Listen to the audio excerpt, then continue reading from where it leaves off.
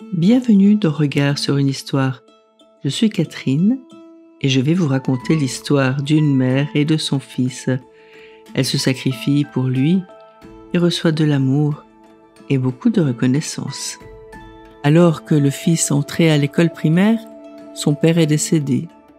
La mère et le fils se sont soutenus l'un l'autre et ont délicatement déposé la dépouille du père sous un monticule de terre.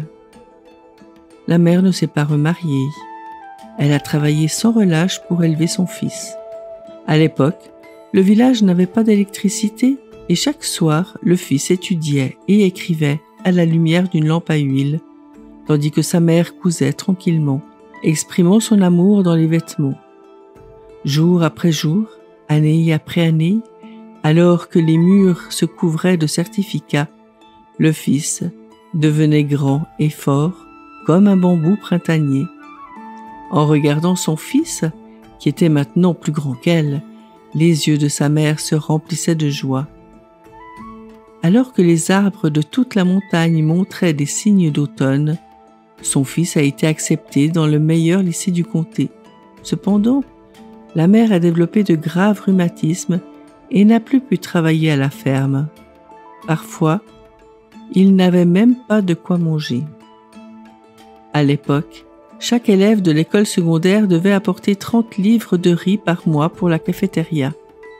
Sachant que sa mère n'était pas en mesure de fournir ce riz, il lui a alors dit « Mère, je vais abandonner l'école et t'aider à travailler à la ferme. » Lui caressant affectueusement la tête, la mère lui a répondu « Je suis heureuse que tu aies eu une telle idée, mais tu dois continuer tes études.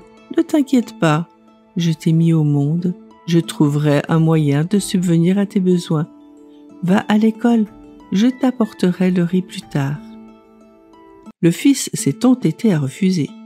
Sa mère l'a à nouveau pressé d'y aller. Comme il s'obstinait à refuser, elle l'a giflé durement. C'était la première fois qu'elle frappait son fils, âgé de 16 ans. Finalement, le fils est retourné à l'école.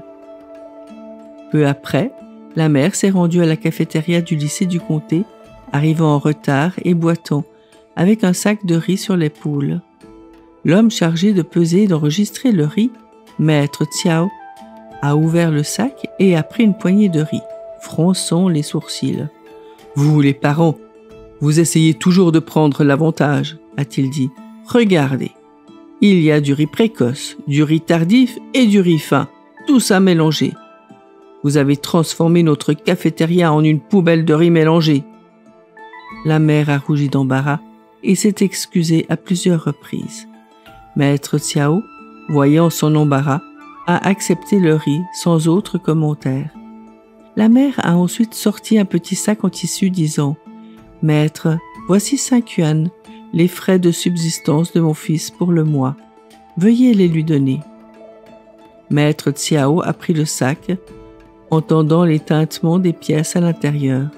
Sur le ton de la plaisanterie, il lui a demandé « Quoi, vous vendez des œufs au thé dans la rue ?» Elle a rougi de nouveau, l'a remercié et s'en est allée en boitant.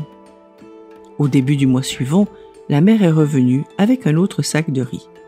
Après l'avoir ouvert, Maître Xiao a de nouveau froncé les sourcils. Il s'agissait toujours du riz mélangé. Se disant qu'il n'avait peut-être pas expliqué clairement la fois précédente, il lui a dit « Nous acceptons toutes les sortes de riz, mais ils doivent être séparés. Sinon, la cuisson est difficile et le riz n'est pas assez cuit. Si vous apportez à nouveau du riz mélangé, je ne l'accepterai pas. » La mère a plaidé « Maître, tout notre riz est comme ça, que dois-je faire ?» À la fois amusé et frustré, Maître Xiao a demandé « Votre champ d'un hectare produit-il 100 sortes de riz ? C'est impossible. » N'osant plus rien dire, la mère est partie en silence. Le 3e mois, elle est revenue avec du riz mélangé. Alors cette fois, Maître Xiao s'est emporté, criant « Pourquoi êtes-vous si têtu ? C'est toujours du riz mélangé, de la même façon que vous l'avez apporté.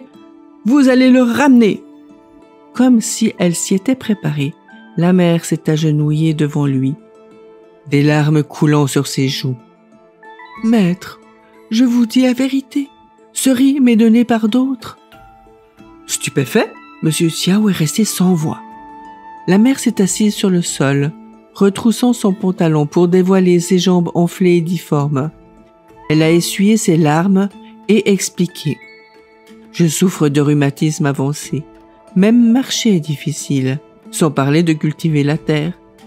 Comprenant la situation, mon fils a voulu abandonner ses études pour m'aider, mais j'ai insisté pour qu'il les poursuive.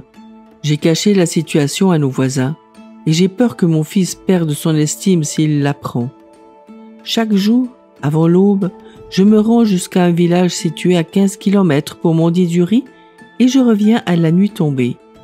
Je regroupe le riz mendié et je le ramène ici chaque mois. » Les paroles de la mère ont profondément touché Maître Xiao. Il l'a aidé à se relever, disant « Vous êtes une mère remarquable.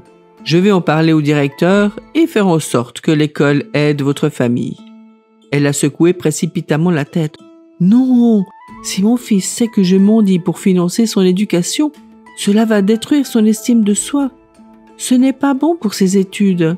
J'apprécie votre gentillesse, mais s'il vous plaît, gardez le secret. » Le principal du lycée a fini par être mis au courant de la situation et a discrètement exonéré le fils de ses frais de scolarité et de ses frais de subsistance pendant 3 ans, au titre de la catégorie des étudiants en difficulté.